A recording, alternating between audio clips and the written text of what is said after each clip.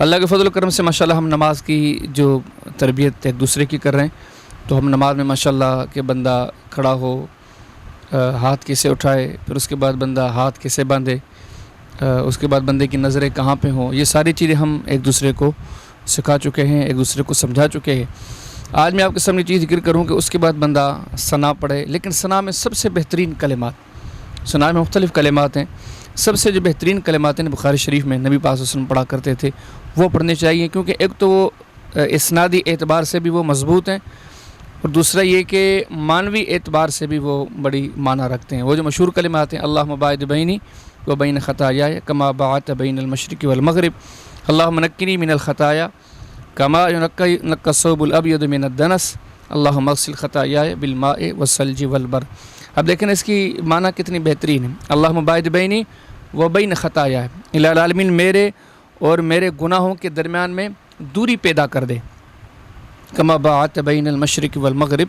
جس طرح تو نے مشرق و مغرب کے بیچ میں دوری پیدا کر دی، یعنی کہ میرے گناہ معاف کر دے، مجھ سے دور ہو جائیں، مجھ سے جھڑ جائیں، مجھ سے صاف ہو جائیں، مجھ سے معاف ہو جائیں۔ پھر اگلے کلمات ہیں کہ اللہم نقنی من الخطایا، الہ العالمین میری خطائیں معاف فرما، میرے گناہ معاف فرما،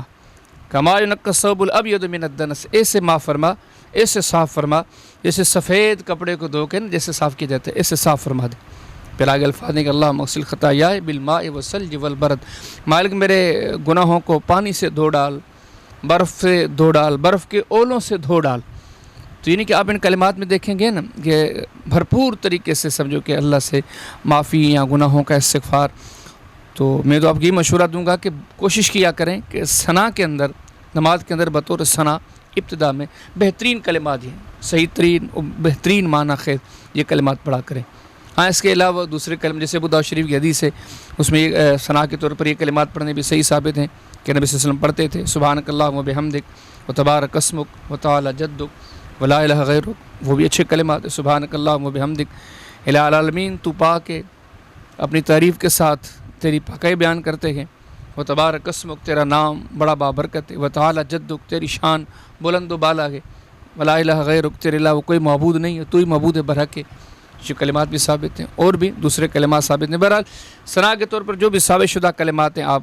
وہ پڑھیں، کوشش کریں کہ ان کلمات کو ترجیح دیں جو میں نے آپ کو ابتدا میں کہا تھا، اللہم باعد بینی والے، ایک تو سندن بھی زیادہ مضبوط ہیں اور دوسرا ہے کہ ان کی معنی اور مفاہیم بھی جو ان سے بڑے جامع ہیں۔